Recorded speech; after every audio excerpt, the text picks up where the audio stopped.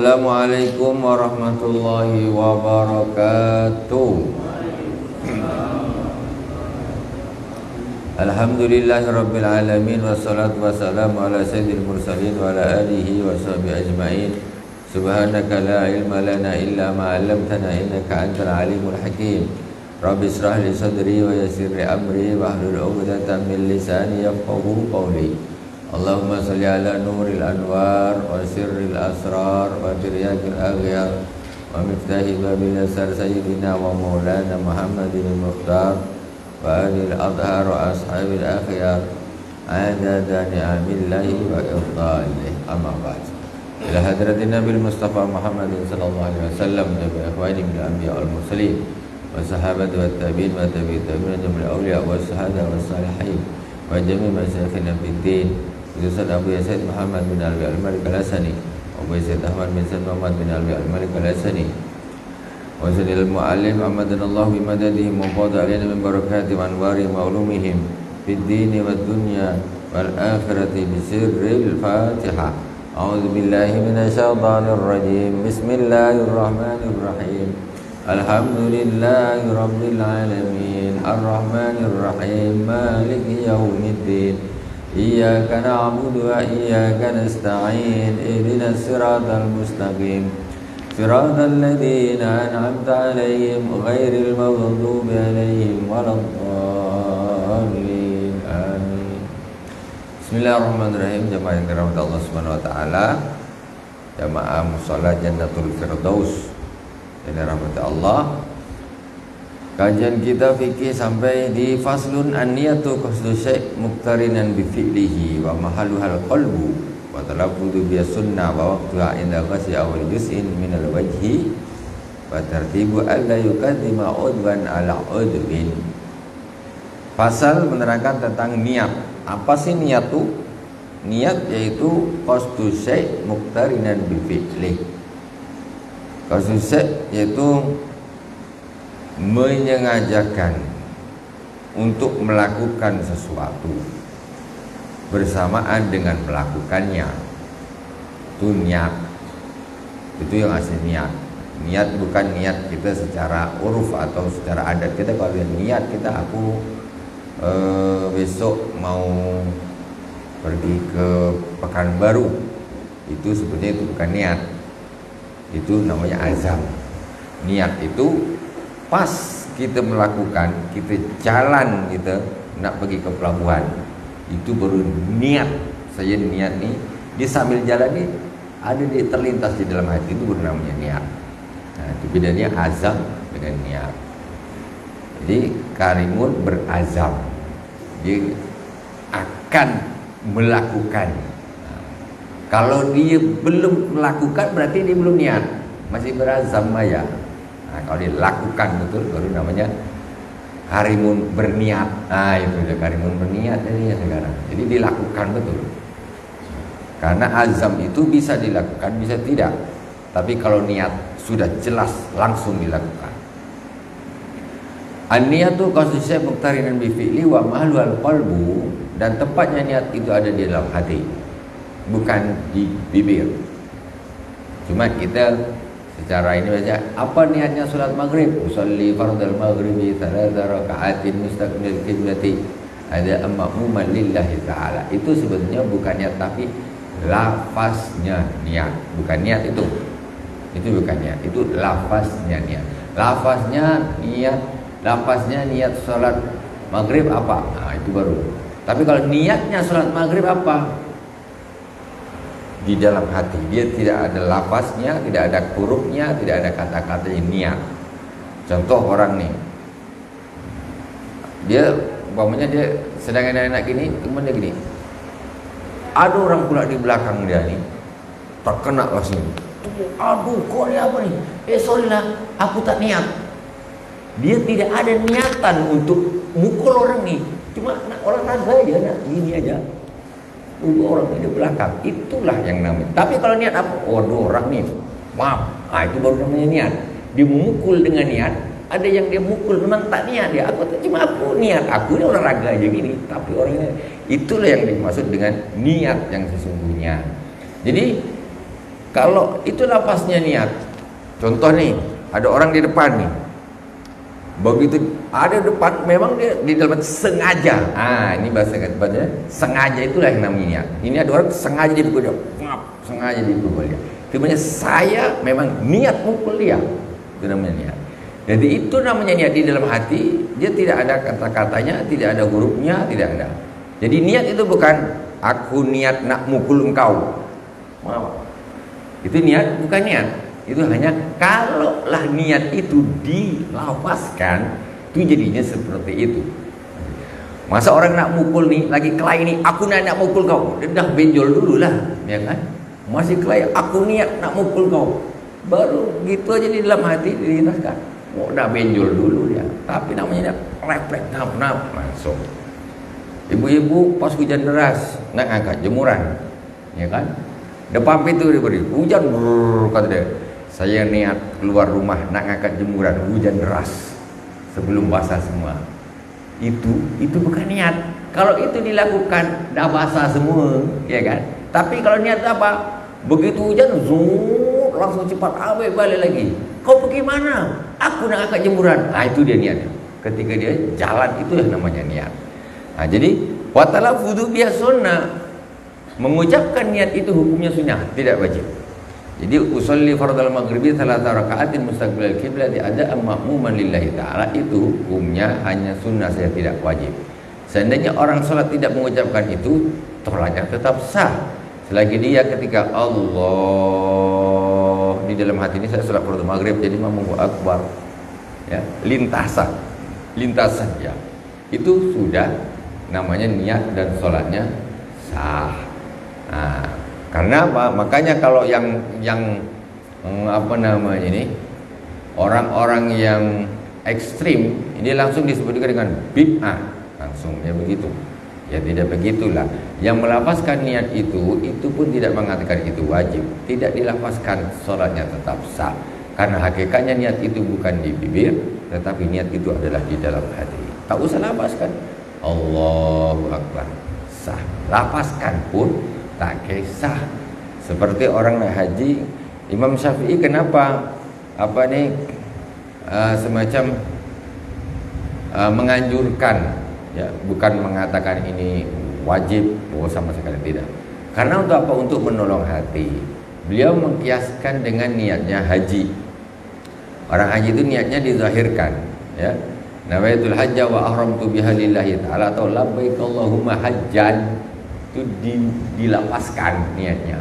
Kalau begitu melapaskan niat itu boleh pada haji, tentu di dalam sholat juga hukumnya tidak haram, wajib tidak, haram pun tidak, silakan. Yang jelas lafaz itu dilakukan ketika sebelum takbiratul ihram, maksudnya sebelum sholat. Yang bid'ahnya tuh, yang tak bolehnya tuh ketika Allahu Akbar usolli fardal maghribi 3 rakaatin mustaqbilal qiblati ada ma'muman lillahi ta'ala, itu yang tak boleh. Kalau namanya sholat itu dia diawali dengan takbiratul ihram. Sebelum takbiratul ihram, ya, itu belum sholat.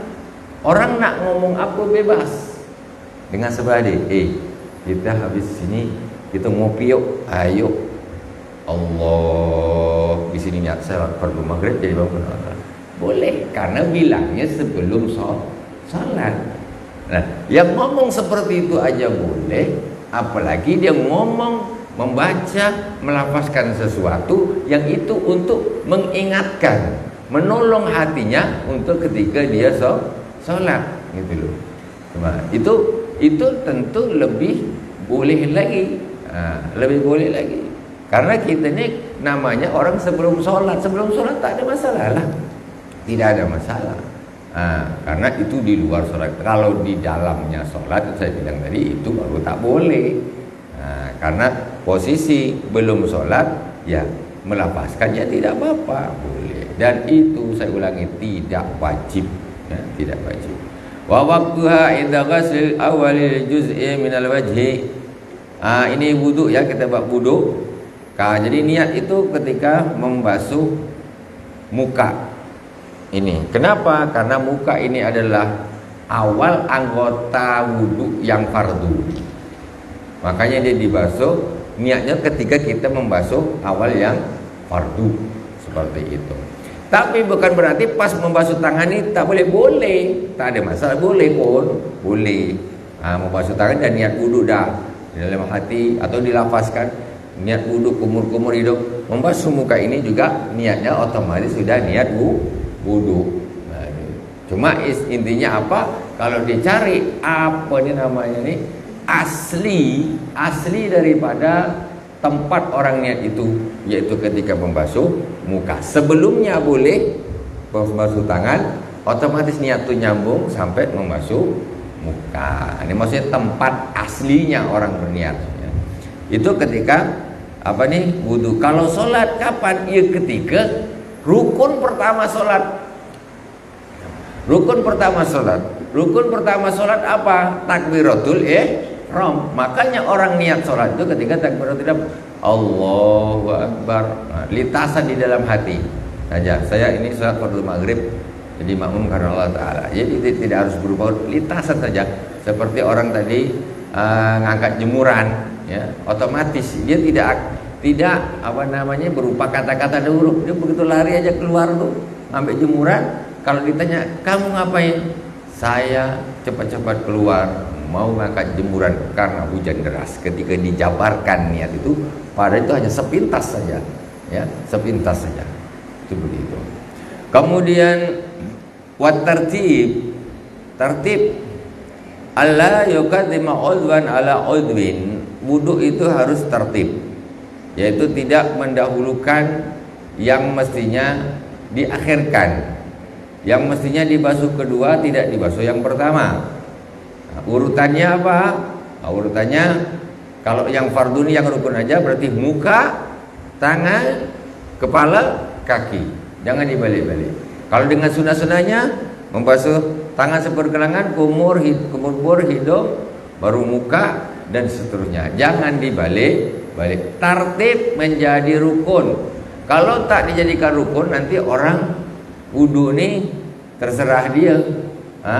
Basuh kaki, basuh tangan, telinga, hidung, kumur-kumur, terakhir muka, dah selesai. Jadi dibalik-balik itu tidak sah. Dia harus tertib seperti tertib di Al-Quran ataupun tertib berdasarkan hadis, yaitu mengikuti wudunya baginda Rasulullah Sallallahu Alaihi Wasallam, yaitu berikut dengan sunnah-sunnahnya. Wallahu a'lam.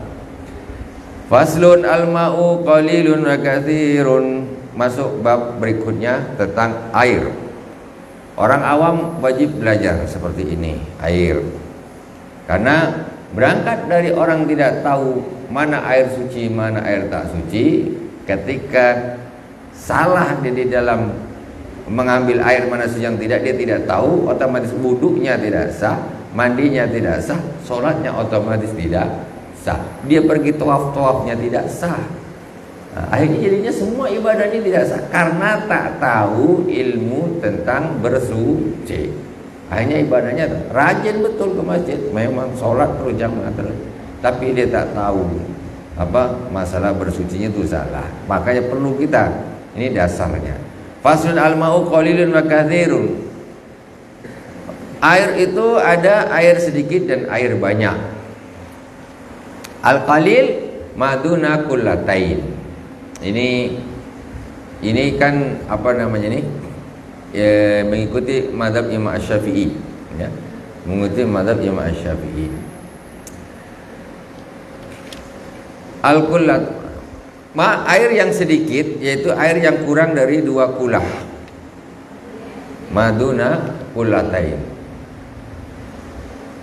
Kuenya dimakan, dibagi, silakan dimakan. Ayo, nanti tak habis kita sholat isya sambil makan kue tak sah sholatnya. Kalau sambil gini silakan makan. Wal katsiru kullatan. 2 kulah ni apa nih? Nanti kita pahami aja dulu. Yang namanya air sedikit, air yang kurang dari 2 kulah. Air yang banyak yaitu air 2 kulah lebih. Fa'aksara al-qalilu yatanajjasu bi wuqu'in najasa fihi wa illam yataghayyar. Air yang sedikit itu dia akan menjadi najis karena kejatuhan najis walaupun dia tidak berubah. Nah, ini mazhab Syafi'i. Jadi menurut keterangan dua kula itu, ini di sini keterangannya bahkan sedikit ya, 245 liter. Jadi ada bak ukuran 60 cm panjang, lebar dan dalam ya. Ini ya mencapai lebih kurang 216. Kalau satu drum berapa? 200 liter ya. Satu drum 200 liter. Nah, itu satu drum ditambah sedikit menjadi 2 kula satu drum. Drum yang ini drum biru itu biasanya kan. Nah, itu. 2 kula itu seperti itu. Yang jelas kalau dihitung pakai sentimeter, kita bikin bak 60 cm panjang, 60 cm lebar, 60 cm dalam. Jadi kalau ini memang ribet. Fikih Syafi'i kalau masalah air memang agak berat sedikit. Agak berat. Kalau yang agak lebih ringan ini Imam Malik. Fikih Imam Malik ini senang.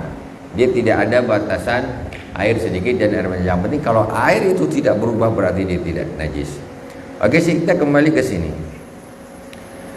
Jadi ukuran tersebut sekitar 245 liter lah katakanlah ya.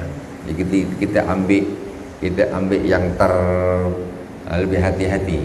240 atau 250 liter ya. 250 liter. Air kalau 250 liter, satu drum lebih itu disebut dengan 2 kula. 2 kula ini istilah dulu lah, istilah sekarang lain, kubik. Ya, kubik. Kalau kubik berapa? Panjang 1 meter, lebar 1 meter, dalam 1 meter. Berarti 1 meter kubik itu lebih dari 2 kula. Dia cukup kalau hitungan saya 60 kali 60 kali 60. Kalau 1 meter itu berarti udah lebih banyak. 1 meter itu udah lebih banyak. Maksudnya kenapa ada pembatasan seperti ini? Bedanya apa? Kalau air yang kurang dari kita pakai hitungan senti aja, bak 60 kali 60 kali 60, air yang kurang dari itu namanya air sedikit. Dia kalau terkena najis, dia akan menjadi mutan najis dan tidak boleh lagi digunakan untuk bersuci. Ini menurut Imam Syafi'i rahimahullah taala. Jadi kalau kita nih beratnya di sini, bak kita rata-rata bak kita itu tidak sampai 60 kali 60 kali 60 kan? Apalagi yang plastik atau plastik itu kan, yang dekat sudut itu paling berapa tuh? Ada 50 cm sekitar gitulah. Itu berapa? Berarti tidak sampai 60 kali 60. Jelas penuh pun dia itu tidak sampai 2 kula. Otomatis begitu. Jadi air itu disebut dengan air sedikit. Air sedikit ini hukumnya kalau dia terkena najis, walaupun dia tidak berubah, berarti dia sudah mutan najis dan tidak boleh digunakan untuk bersuci. Maksudnya gimana? Contoh, bak kita nih, tiba-tiba di dalamnya ada tai cecaknya, airnya sedikit. Ini menurut Imam Syafi'i itu berarti dia sudah mutan najis. Mutan najis dia berarti tak boleh untuk mandi, tak boleh untuk cebok, tak boleh untuk wudu. Orang yang ceboknya tidak sah, maka air yang tidak sah untuk cebok, tidak sah untuk wudu. Jangan dibedakan. Kadang kita lihat tengok banyak orang nih, mohon maaf ya, toiletnya tidak ada standar SOP fikihnya, tidak ada. Contoh, tempat dia bertinggi itu di atas, di bawah kerannya bawah kecil, kasih ember kecil. Kan gitu, banyak seperti itu kan. Ember kecil otomatis itu air sedikit.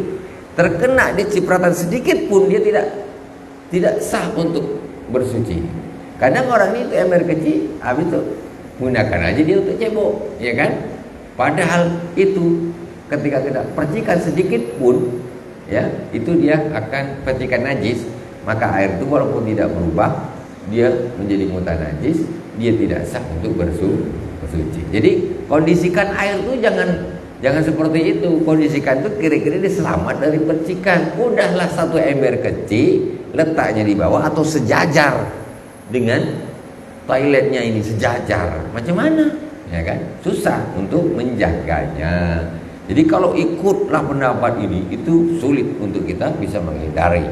Nah, jadi nanti gimana nih solusinya? Ya solusinya untuk yang lebih ini, ya karena memang sangat sulit ya. Tapi kita bukan berarti kita sembrono ya, kita tetap jagalah. Kalau memang dah betul-betul adalah najisnya di situ, kita jangan pakai. Jadi kalau Imam Malik, air itu dia walaupun tidak sampai 20 atau sedikit, itu pun yang penting dia tidak berubah. Baunya tak ada berubah, warnanya tak berubah, rasanya tak berubah, dia tetap hukumnya suci dan boleh digunakan.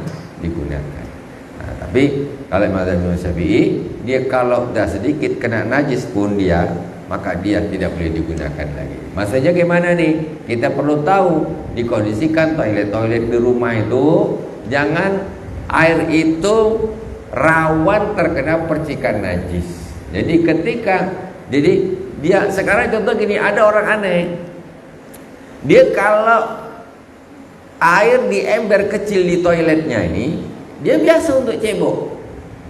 Antep untuk cebok aja kok, ini kan, untuk cebok aja kok. Coba mau tak wudhu pakai itu, gitu. Tak boleh, tak boleh. Kalau tak boleh untuk wudhu, tak boleh untuk cebok. Nggak boleh. Ceboknya tidak sah wudhunya, tak ada gunanya. Karena belum suci kok wudhu kok sholat, ya tidak sah. Jadi air ibu-ibu, air yang tidak sah untuk wudhu itu tak sah untuk cebok. Karena cebok ini membuang najis, itu juga harus pakai air yang suci lagi mensucikan. Nah, jadi bukan dibedakan. Banyak orang yang membedakan, ya karena keawamannya tidak pahamnya, begitu. Jadi yang penting kadang air tak memenuhi syarat betul di toilet ini, alah cebok aja kok ada, kan? Coba kau bawa keluar sana, kau bawa keluar, kau wudhu pakai air tuh. Masa wudhu pakai air nih macam mana? Sah tak? Kalau wudhu pun kau tak berani, mestinya cebok pun kau tidak berani. Kalau menurutmu itu untuk wudhu tidak sah, berarti untuk cebok juga tidak boleh. Seperti itu. Nah, ini harus dipahami. Jadi air yang kita gunakan itu mutlak. Air mutlak ini air yang boleh digunakan untuk bersuci apapun jenisnya. Apakah untuk membuang najis ya, untuk istinja, apakah untuk mandi wajib, apakah untuk berwudu, itu airnya sama, namanya air mutlak. Air mutlak ini air yang tidak najis, air yang suci lagi mensucikan, juga bukan air yang dia terkena barang yang suci, tetapi dia tak najis, cuma dia berubah air itu pun namanya tidak air mutlak. Ya, contoh ada air kok dikasih bunga mawar, air nih dikasih bunga mawar, ya kan? Itu tak boleh untuk wudhu sudah. Kenapa? Bukan air mutlak, namanya air mawar. Dicium baunya bau mawar, suci dia, tapi untuk mensucikan tidak bisa. Nggak bisa untuk mensucikan air seperti itu. Nah, seperti juga air sop ayam kampung, airnya suci, tapi untuk wudhu mana boleh tak boleh. Samalah kuah sop ayam kampung itu dengan air mawar itu sama dalam arti apa? Dia dicampurin perkara yang suci, ya, dia tetap suci, tapi dia tidak mensucikan lagi. Tak bisa dia mensucikan. Bisa dimakan, oke, ya, tak ada masalah. Air mawar sekedar untuk bilas dia tak ada masalah. Yang penting badan ini sudah suci. Pokoknya dia nak biar wangilah badan aku, bilasnya pakai air mawar, tak ada masalah. Karena air mawar itu hanya bukan untuk membuang najis, karena badannya sudah suci semuanya, itu tidak ada masalah. Jadi intinya bukan dia tak boleh digunakan, cuma dia tidak bisa digunakan untuk mensucikan, itu saja yang tidak diperbolehkan. Seperti air teh, air kopi, nah, itu tidak boleh digunakan untuk mensucikan, tidak bisa digunakan untuk mensucikan. Yang mana tanya-tanya ya silakan, jangan disimpan-simpan, tak ada masalah, gratis, hanya ini gratis. Ibu-ibu silakan kalau mau tanya ibu-ibu. Nah, nah sekarang saya pilih, saya ini jalan keluar ya. Karena kita di tempat kita nih, contoh masalah toilet nih, memang baknya tidak ada yang bisa dikata. Kalau di Jawa memang dia punya masjid nih, ada bak besar sampai disebut dengan kulah, bak besar, berenang pun bisa di situ. Kalau itu wudhu nak juk kaki masukkan sekali pun tak ada masalah. Tak ada masalah. Karena air yang banyak dia tidak menjadi mustakmal. Dia akan selalu suci karena jumlahnya lebih dari 2 kula dan dia tidak berubah. Yang penting dia tak berubah, tak ada masalah. Nah, itu kalau di tempat kita kan tak ada. Toilet pun apa kecil-kecil itunya. Jadi yang penting apa? Kita jaga. Kalau kita jaga dari mata kita ini pokoknya tak ada najisnya, ya, berarti itu sudah suci, itu saja. Nah, sudah suci kita tengok, tapi jangan kita gegabah dan jelajah ada tai cecaknya, tak apalah. Nah, jangan, tak boleh, itu buang. Atau kita kita buang air di atas, ternyata dia di bawah, ini sangat memungkinkan dia terpercik. Ya sudah dibuang dulu, ganti. Kalau memang airnya sedikit kan, ember, ganti yang belum. Paling tidak baknya tuh tinggi. Jadi untuk menjaga dari percikan. Nah, kalau bisa memang sebanyak ini. Tetapi kalau memang repot, ya berat, ya kita ikut pendapatnya Imam Malik rahimahullah taala, yaitu gurunya Imam Syafi'i. Nah, Imam Malik pendapatnya gimana? Air itu walaupun sedikit, yang penting kalau dia tidak berubah warnanya, baunya dan rasanya, dia tetap dihukumi suci. Ya, itu dia pokoknya tidak berubah, pokoknya kena najis apa, tapi sedikit lah, maksudnya tak ada perubahan sama sekali, itu tetap hukumnya suci. Itu hanya sebagai makhraj, jalan keluar agar kita tidak sangat susah kita airnya nanti. Tetapi di sisi lain kita harus tetap menjaga, jangan sembrono. Sebisa kita harus jaga nih. Kalau dah memang sengaja lain lagi, alah bawah aja tak apa, ember kecil tak apa, bertinggi ke atas tak apa, hentam aja lah. Ini kan namanya tidak ada waraknya, tidak ada kehati-hatiannya, tidak ada. Itu lain sifatnya. Kalau sifat tadi sangat sulit, memang darurat itu seperti itu tadi, kita cari yang tepat-tepat kok yang memenuhi syarat ini memang, nah itu memang susah, ya sudahlah, yang penting kita jaga, jangan ceroboh. Wallahu a'lam.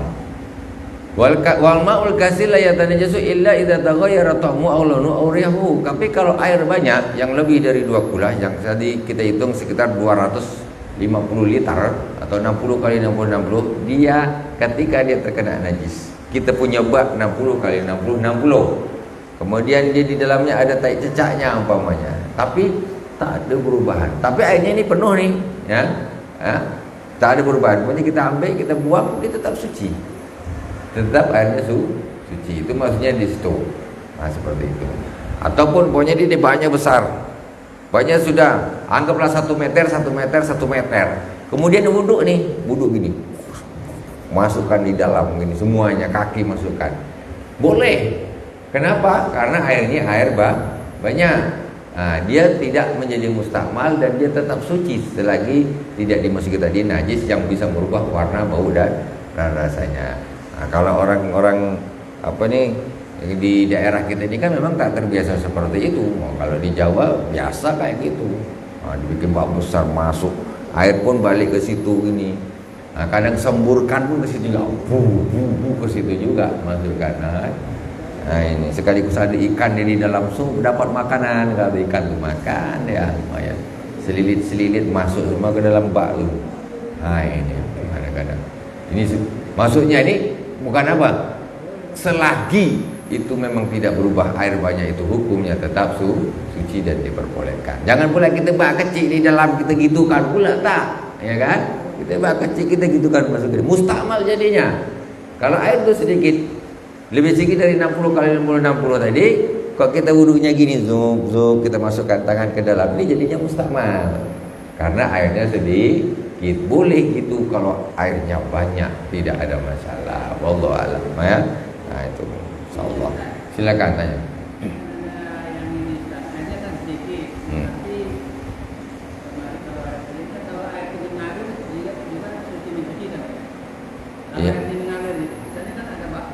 Ya. Oke, kita sengaja alirkan kan penuh. Jadi kan air itu mengalir tuh ada masuk dan keluar. Ya. Gimana? Jadi begini, air itu satu gayung pun suci ya. Maksudnya gini loh. Maksudnya gini. Dia nih yang penting dia jangan terkena najis, ya. Bukan bak itu harus besar gini, tidak. Harus 2 pula tidak. Maksudnya ini hanya bahasan. Kalau bak engkau kecil, hati-hati. Itu. Dia bisa najis dan memang bisa suci. Ya memang aslinya kan suci. Kalau memang tak ada kejadian kecil, ember kecil pun suci untuk wudu, boleh, tak ada masalah. Dia bukan harus besar gitu dan bukan harus ngalir itu pun tidak. Kita ambil baskom ibu-ibu ya, baskom. Ambil air baskom, taruh di meja. Kemudian kita wudu pakai air tuh. Tapi jangan masukkan di situ. Ya, ambil wudu. Sah, tak ada masalah. Tak ada masalah. Karena air itu kita tadi tidak celup tangan, maksudnya kita tidak basuh di dalam. Memasukkan tangan ke wadah ini kalau niatnya untuk mengambil air ini tidak ada masalah. Bukan niatnya nak cuci di dalam situ. Kalau niatnya cuci di dalam situ dia akan jadi mustakmal karena airnya sedikit. Tapi kalau dia niatnya memang ini, saya ini jadikan gayung nih. Jadi gini, sap.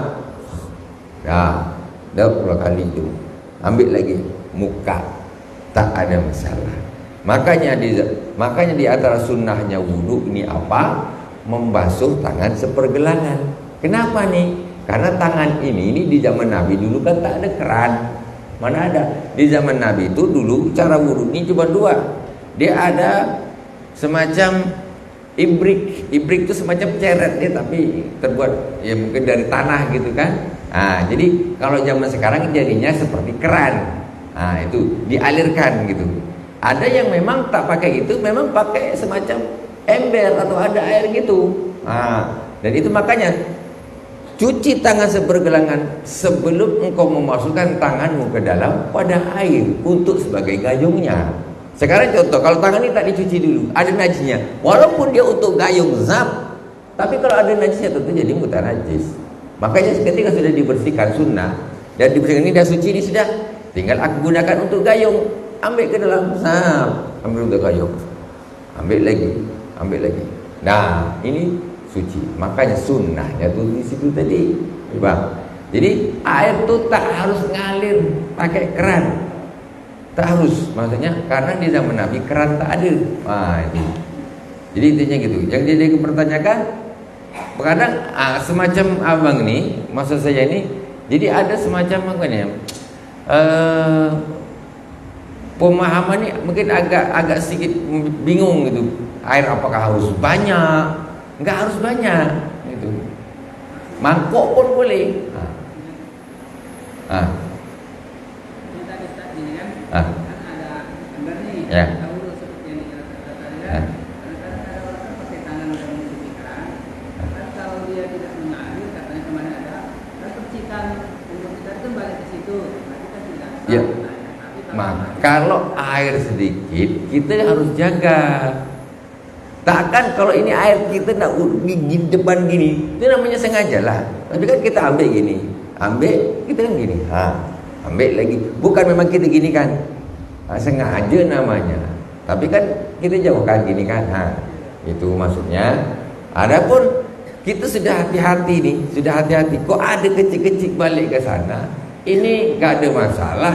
Karena Imam Malik mengatakan tidak apa-apa. Tapi bukan kita sembrono memang gini. Ini. Tapi kita dah hati-hati nih. Tapi mungkin gimana kadang mungkin ngelak dia susah dan sebagainya. Imam Malik mengatakan selagi dia tidak berubah, maka itu adalah hukumnya suci. Untuk agar kita ini agak ringan sedikit di dalam masalah ini. Kalau tak tak ada masalah. Karena ada imam yang membolehkan, tidak mengatakan tidak apa-apa. Oke? Kalau tak kita nanti kan ribet woi macam mana nih? Kacau. Jadi susah macam jadinya nanti. Intinya bolehlah kita mengambil pendapat yang lebih ringan ketika memang situasi itu memang sangat kita sulit untuk menghindari seperti itu. Silakan yang lain. Silakan. Ya.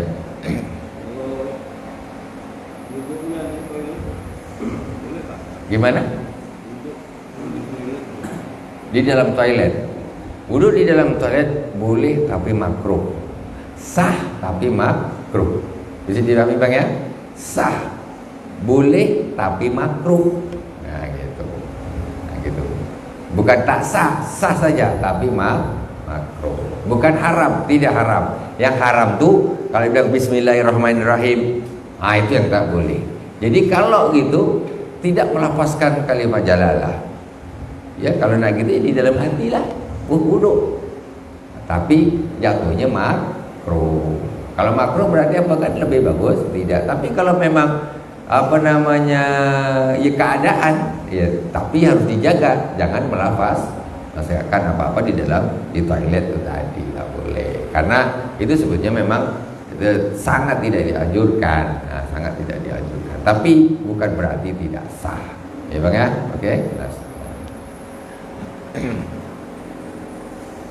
Lagi ibu-ibu tanya Bu. Saya sambil lanjutkan ya, langsung tanya aja tak apa-apa. Bismillahirrahmanirrahim, kita masuk bab berikutnya. Jadi air tadi, air yang terakhir ya, air yang banyak itu tidak menjadi najis kecuali kalau rasanya berubah, warnanya atau baunya berubah. Ya, pokoknya dia kejatuhan bangkai. Airnya banyak nih, lebih dari 2 kula, lebih dari 60 kali 60 penuh. Ada bangkai tikus termasuk, kita buang kan, wah bau nih, berarti najis ya, walaupun dia banyak.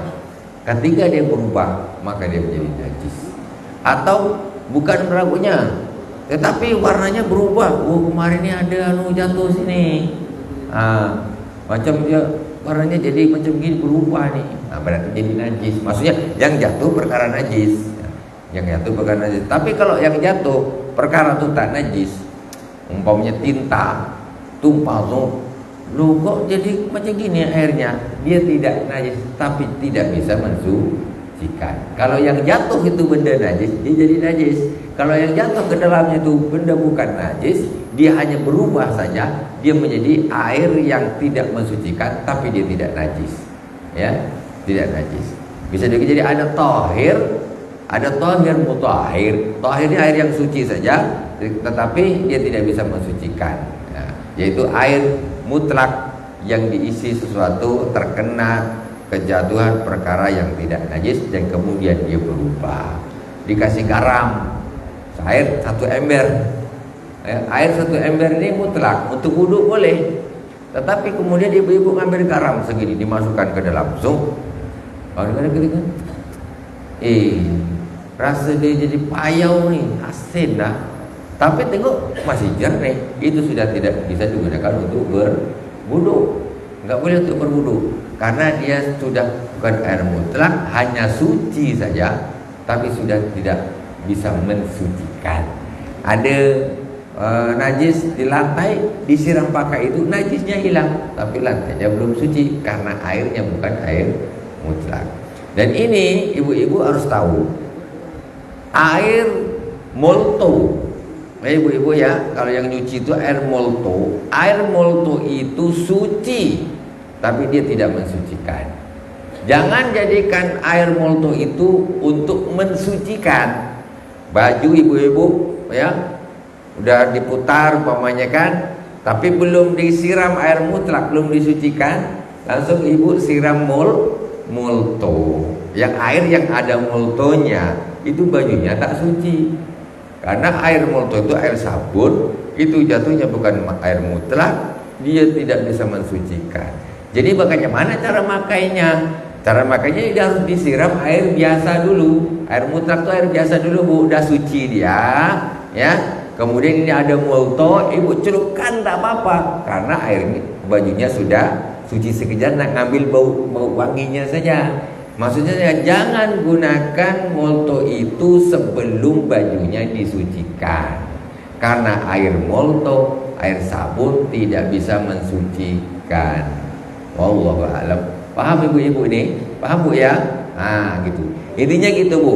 Nak pakai molto silakan, tapi setelah baju itu dah suci, mau dicelup ke, mau disiramkan ke, terserah. Tapi kalau baju itu belum disucikan, belum suci disiram air biasa, maka bajunya tak jadi suci, wangi tapi tak suci. Air payau itu tak? Hah? Air payau itu membawa warna coklat. Ya. Nyalain. Ya. Karena kita dua satu daerah. Ya. Air itu lah yang ada satu perahu baru itu gimana? Tidak apa-apa. Air itu berubah karena memang faktor alam, nggak ada masalah. Tidak ada masalah. Air payau suci lagi mensucikan untuk wudhu, untuk istinja, ya mandi wajib sah, boleh. Ada lagi air, warnanya warna teh, kan? Itu suci lagi mensucikan. Tak apa-apa, ya nak mandi wajib ke, nak wudhu ke, sah saja. Karena apa? Itu sudah bawaan alam. Beda dengan abang ambil 1 ember air, kemudian abang masukkan teh di situ, itu tak boleh untuk karena dia bukan alami. Itu di situ. Oke. Jadi tak ada masalah. Air laut suci. Nah, kalau air laut lagi parah, masin macam gini, macam mana nih? Suci. Lagi parah air laut, ya kan? Air laut untuk wudhu biasa. Saya, masya Allah, saking awamnya orang. Waktu saya di radio ada orang telepon, tanya dia, Ustadz saya ini nelayan, jadi saya ini nelayan, jadi saya ini setiap nak berangkat itu saya mesti bawa air tawar galon untuk apa? Saya bawa banyak. Kenapa? Untuk saya wudhu katanya. Jadi pendapat dia tuh, pikiran dia wudhu pakai air laut tuh macam tak sah. Macam wudhu dia harus air tawar. Tidak. Wudhu itu pakai air laut pun sah, karena air laut itu semula jadi dia memang masin. Wallahu subhanahu wa ta'ala a'lam. Semoga bermanfaat. Kita lanjut lagi insyaallah di pekan yang akan datang. Subhanakallahumma wa bihamdik, asyhadu an la ilaha illa anta, astaghfiruka wa atubu ilaik. Wa sallallahu ala sayyidina Muhammadin wa ala alihi washabbihi wa baraka wa sallam. Walhamdulillahirabbil alamin. Wassalamualaikum warahmatullahi wabarakatuh.